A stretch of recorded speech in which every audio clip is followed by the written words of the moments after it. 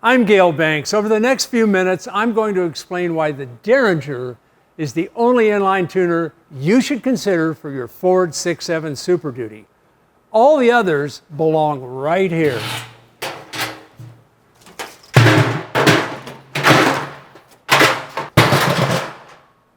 This is the great Ford 6.7 Derringer shootout.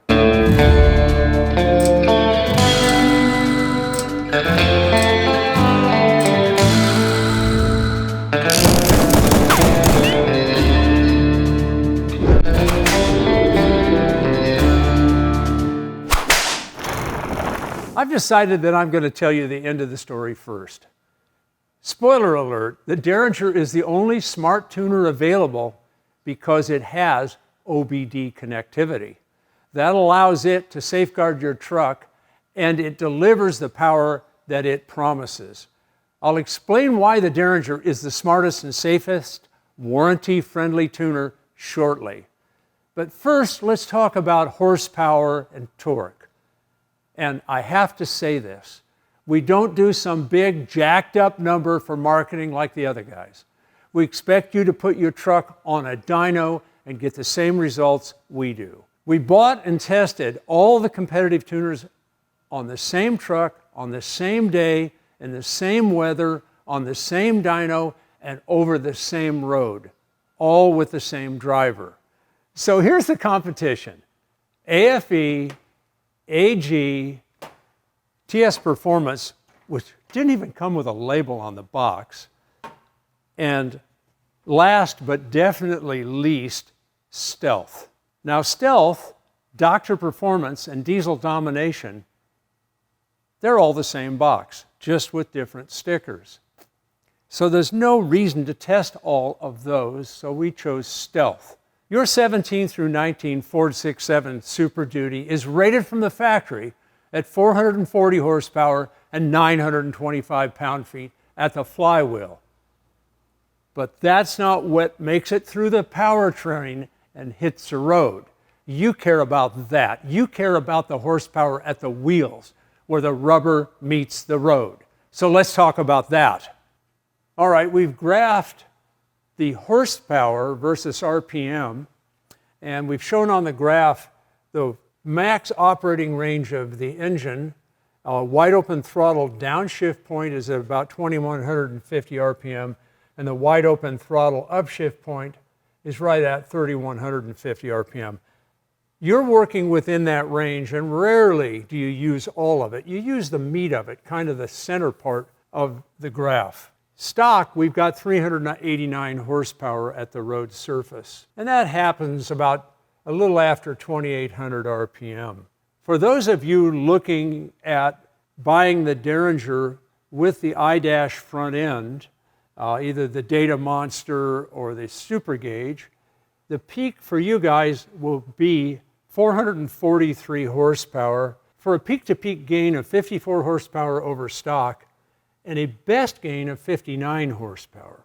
For those of you opting for the switch and no iDash, the peak horsepower will be 432 horsepower for a 43 horsepower gain and a 44 horsepower best gain.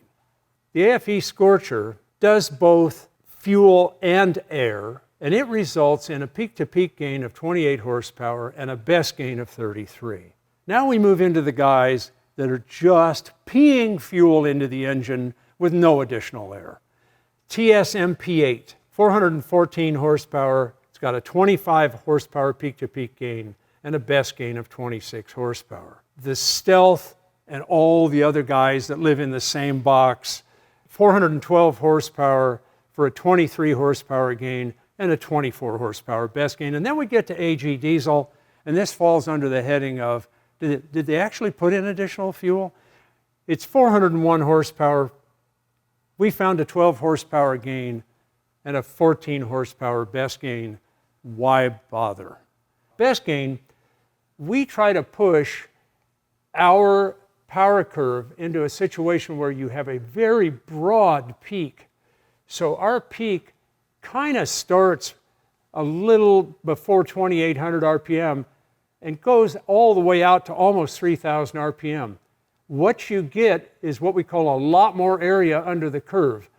And this allows you, on a wide open throttle upshift, you're pulling hard all the way to the shift, and this additional area under the curve provides that. You compare it with all the other guys, they're cutting back severely at 3,000 RPM, and then they dwindle down to the upshift point. But you bought a diesel, so let's talk about torque. Stock, we've got 829 pound-feet at the road surface.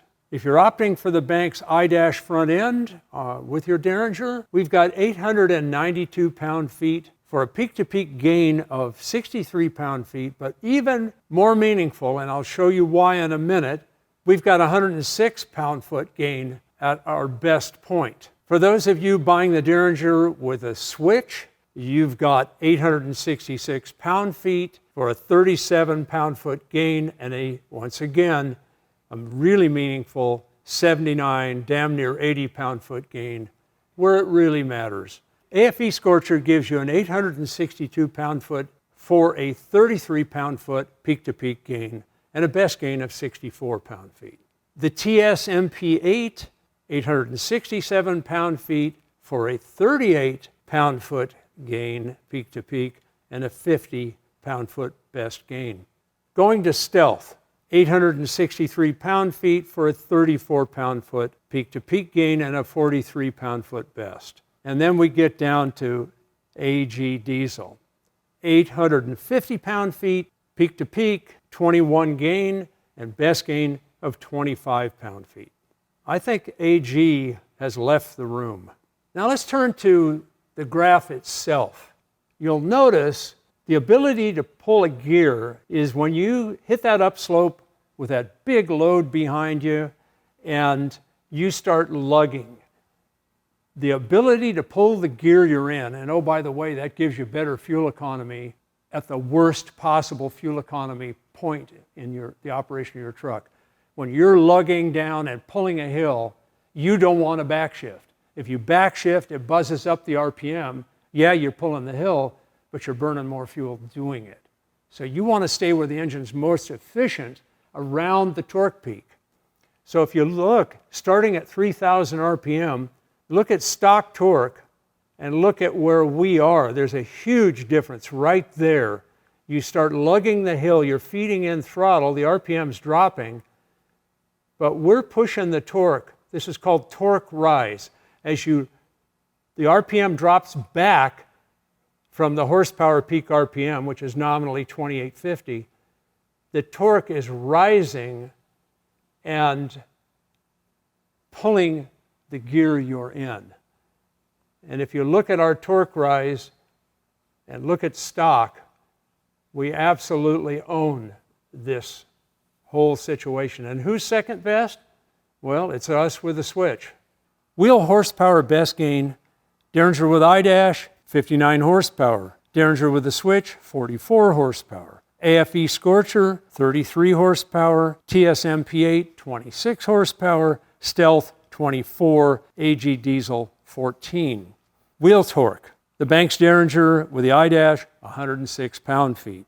You are going to feel that. The Derringer with a switch, 79. You're going to feel that as well, especially contrasted to stock. But also, let's contrast it to the other guys. AFE Scorcher comes in with 64 pound-feet. TSMP8 comes in with 50. Stealth comes in with 43. And the AG Diesel, 25. So why is the Derringer kicking everybody's ass? Well, to understand that, I got to show you how it works and how the others work. Stealth, and everyone else who lives in that box, AG and TS intercept fuel rail pressure, modify the signal, and send that modified signal to the truck's ECU. I call these Johnny One Note.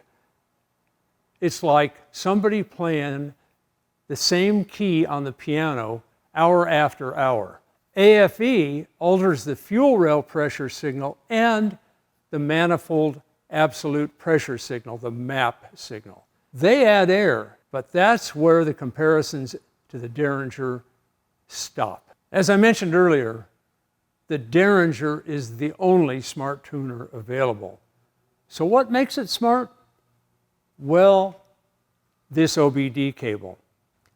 It's what separates the men from the boys. It's how we kick everyone's ass.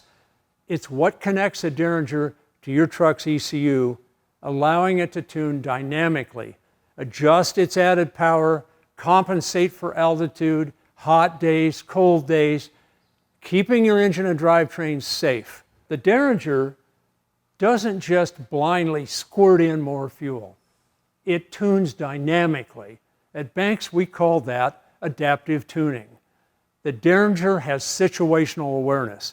We all know that on the battlefield, situational awareness keeps you alive. The same thing applies to your truck. The Derringer makes adjustments 250 times a second. The other guys have no clue how to adapt to what's going on. They just squirt more fuel in. The Derringer accurately controls fuel and air by reading or calculating fuel rail pressure, manifold absolute pressure, engine RPM, vehicle speed, engine coolant temperature, accelerator pedal position, ambient air pressure, torque converter lock status, DPF regen status, transmission gear commanded, transmission's current gear position, transmission current gear ratio, transmission commanded gear ratio, calculated engine load, exhaust manifold temperature, speed rate of change, transmission, slip RPM, and air-fuel ratio. By being connected to your truck's ECU, the Derringer keeps your engine and transmission safe. The Derringer monitors the engine's EGT and intelligently modulates the fueling, maintaining a safe maximum temperature. Your 6.7 limits power starting at 1450 degrees exhaust gas temperature into the turbine of the turbocharger. And it does that to keep the exhaust gas temperature below a maximum of 1500 degrees. Since the Derringer knows the temperature, it also limits its added power starting at 1450, exactly like the factory ECU. You people who go to high altitude, the Derringer senses ambient air pressure, and it's a lot lower at high altitude, allowing us to control the turbocharger to maintain added boost and power as altitude increases. Others can't tune for altitude, they just keep adding fuel. As we all know, when you add fuel without adding air, the EGTs will climb and the ECU will take away the added power, making their actual gain significantly less. This creates a really negative tug-of-war, by the way, between their tuner and the ECU. It wants to fuel up, the ECU is pulling back. Things cool down, it fuels up, the ECU pulls back. If you're on a long enough grade, you'll feel the cycles. Next is the diesel particulate filter regen. During a regen, the Derringer is constantly monitoring your DPF. The other guys don't even know you're in regen. In fact, they don't even know there is a DPF. Next on the list is accelerator pedal monitoring.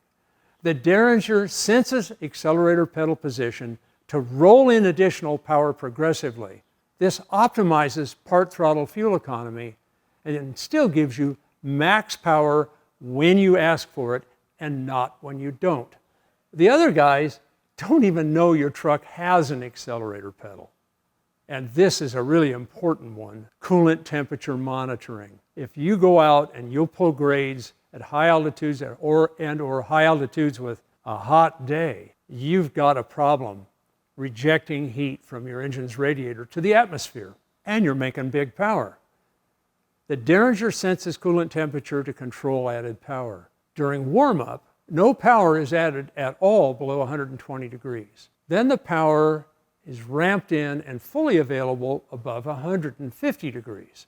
If the coolant overheats for any reason, the Derringer starts removing its added power at 230 degrees, and additional power is totally removed if you exceed 240 degrees. The other guys don't even know your truck has coolant. Now let's talk about the transmission. You know that expensive thing behind the engine? The Derringer modulates its added power if it senses excessive slip, the tuners don't even know you have a transmission. Now let's talk about, you're on sport level. You've got a big trailer behind you. You're starting up a grade on sport level. But you're going to be on that grade for quite a while. The Derringer allows for 30 seconds of wide open throttle before transitioning the recommended power level for sustained trailer towing. Too much fuel means too much heat. When you look at the competitors, you'll see how rich they run. And the worst offenders are the flash tuners. Not only do they add more fuel, there's no way to pull back the tune. The engine thinks that's the way it's supposed to run, hot. The engine heats up, derates to cool down, heats up, derates to cool down, and so on. It's a vicious cycle.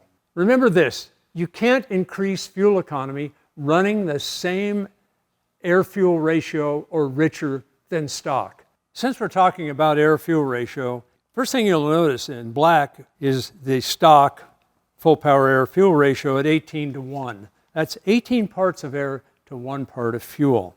We are actually providing more air than stock, giving us 19 parts air to 1 part fuel. We're the only ones to do that. We're actually running leaner. If you want to make more fuel economy, this is one of the major elements towards doing that. AFE and AG diesel are both at 18:1, same as stock. TS, MP8, and Stealth, and everybody else in the box, they're both at 17:1. They're rich. But the real offenders, in all our testing, we also tested some flash programmers. And looking at the flash programmers, we found one common thread. Wide open throttle at peak horsepower or torque, they're all the way down at 16:1. This is getting rich. It's kicking up the EGT. Remember, we talked about that. These are flash programming changes, so that leaves tracks, the trail of tears that the guy at the dealership, when he looks at your ECU, is going to see you flashed it, even if you remove the flash. The beauty of inline tuning, such as the Derringer, is that when you remove it, it's not there. There's no evidence that it's ever been there. Let's look at the boost aspect of this. Here we can look at the stock boost, and it is at 24 pounds. The flash programmers that we tested all came in at about 27 pounds. But even with the additional air, they're still putting in so damn much fuel that they're running rich and running hot. AFE is at 28 pounds of boost. And as I said before, they net out with a stock air-fuel ratio. And we're at 30 pounds of boost with the Banks Derringer. Now let's talk about TransCommand. The Derringer utilizes key engine and transmission parameters to enhance shift performance and improve the longevity of your transmission. Because the competitors lack the essential OBD data, they're always adding power no matter what. This can cause excessive transmission slip and torque converter clutch slip. It harms the overall performance and degrades your transmission. The Derringer knows when a shift is occurring. The other guys haven't got a clue. And if you think that's cool, let me tell you about active safety. The Derringer is the only tuner on the market to include a watchdog circuit. It keeps an eye on itself. Derringer's active fail-safe system utilizes active bypass relays to smoothly transition your truck to stock power levels in the event that there's ever an issue with the Derringer. When everything is working as it should, the signals flow through the relays, get processed by the Derringer's CPU, and then flow out to the truck's ECU. But if the Derringer senses an issue or loses power, it goes into fail-safe mode, where it seamlessly returns your truck to stock power. The system constantly monitors itself over 50 times a second to ensure that everything is operating as it should. Compare that to all the competitive tuners.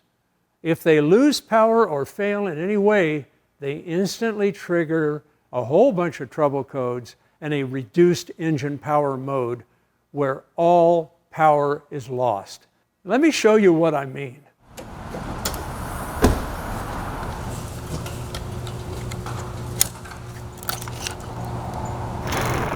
We've got our first test.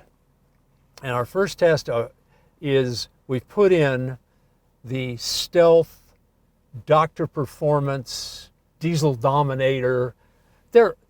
You put in one, you put them all in, because it's all the same box. It's got less than $4 worth of components. And he sells it to you for hundreds of dollars. It's the same guy. He's got different faces. It's kind of like this buying the steak knives at the carnival or the county fair. This guy is everywhere. Get out of my Facebook, dude.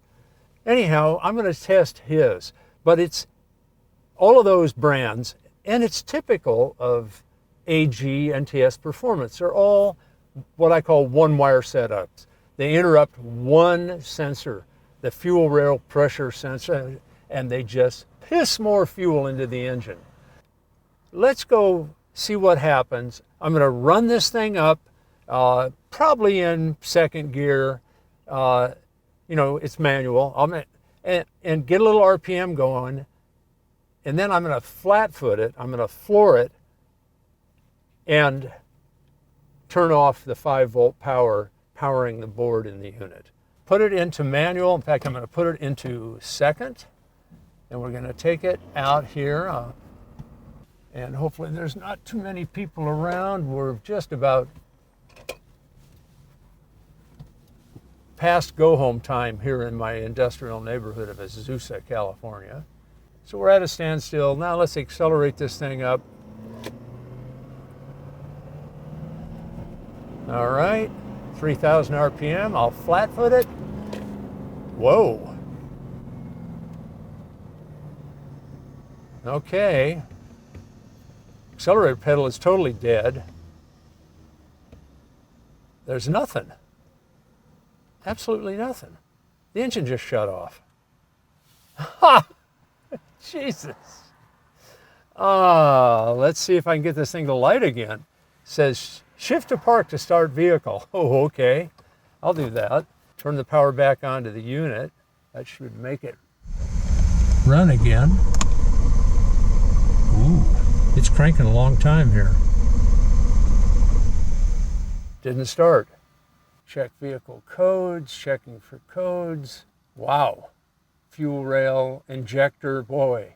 Clear the codes. Hopefully this thing will start after we clear the codes, but the engine shut off. Talk about not fail-safe. Codes are cleared. All right, let's see if it'll fire. There we go. Thank you, Data Monster. Well, how about that? You guys just saw that. That's the first time I've never, my God. Not only did it go dead pedal and kick a bunch of codes, it shut the engine off. And the engine would not restart without clearing the codes. That means you get flatbedded to a dealership somewhere and they put the scan tool on, and this could be a half day of your life depending on where this thing fails on you. Let's go back and put the AFE box on and see what happens, all right?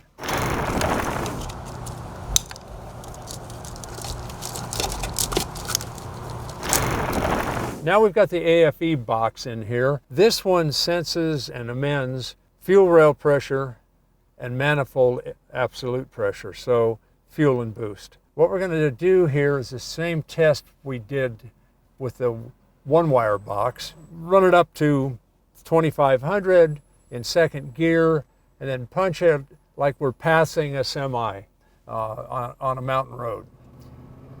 And when we punch it, we're also going to turn the unit off, so punch. Whoa. Oh, I'm at wide open throttle. Did you feel that little surge, guys? Wow. Woo! Oh, the engine, I gotta let off the throttle. The engine started knocking.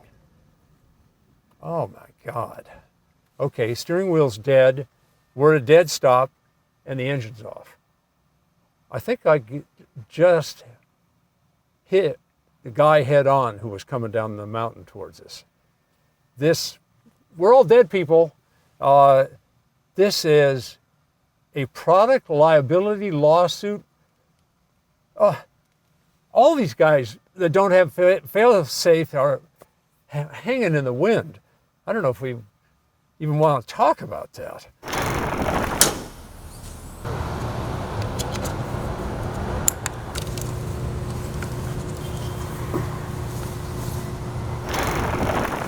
I've got the Derringer installed now, and if this fail-safe circuitry works and the watchdog works the way it should, and I've never done my own box either, so it's kind of, at least not on this truck. It should fail safe. It should fail independently, and you'll still have all of the stock power of the engine.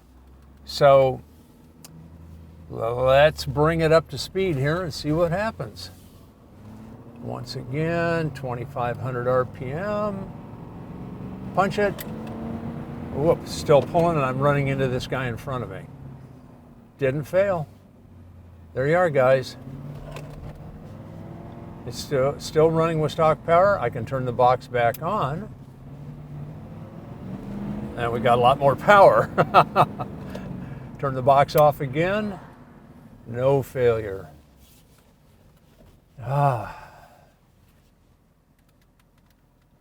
That's what I call a good test of a fail-safe system. So how do you control the Derringer? Let me show you. You've got two ways to control the Derringer. The first one is with the switch.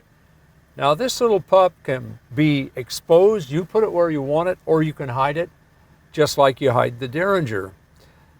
It has stock, which is off, plus, which is 60% of the available torque and horsepower, and then you have sport, which takes you to 100%.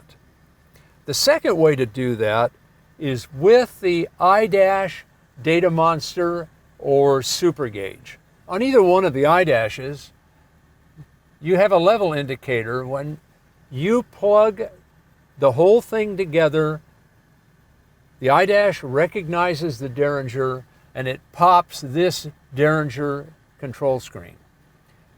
Right now, I've got it set up to read boost, fuel rail pressure, which the numbers are going to blow your mind, and also EGT. Right now, we're on level 6. We've got stock and then 2. Each level adds roughly 10 horsepower and 20 pound-feet.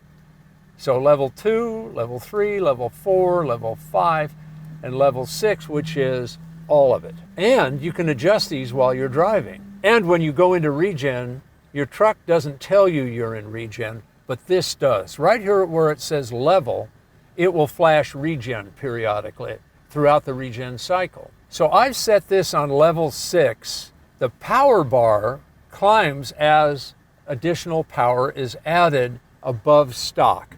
I'll give you a little demo here. I'm going to throttle up. We're going to go to about 45 miles an hour, and I'm going to go into it enough to say we're pulling a trailer up the grade, and then I'm going to pass a slow guy, so to speak. So I'll go to 100% throttle. The power added will register in this vertical column. So you'll see that power over stock. So here we go. We're rolling. And there's about 40 miles an hour. There's about 45. No power is being added at all. And now I'm going to get into it a little bit. Here we are. We're on the grade, and now I'm going to pass this guy, this slow guy I'm coming up on, and I'm going to full throttle. And there you see, full power addition. Settle it down. Fuel rail pressure is near 30,000 pounds. Exhaust gas temperature is quite comfortable, 860. And boost is about 23.3. One thing I want to point out over here, manifold air density. This is way more meaningful than boost. and we're at about 233% of a normal day. Now I'm going to roll back out of it. See the power come out? So now you notice the manifold air density has dropped below 100%.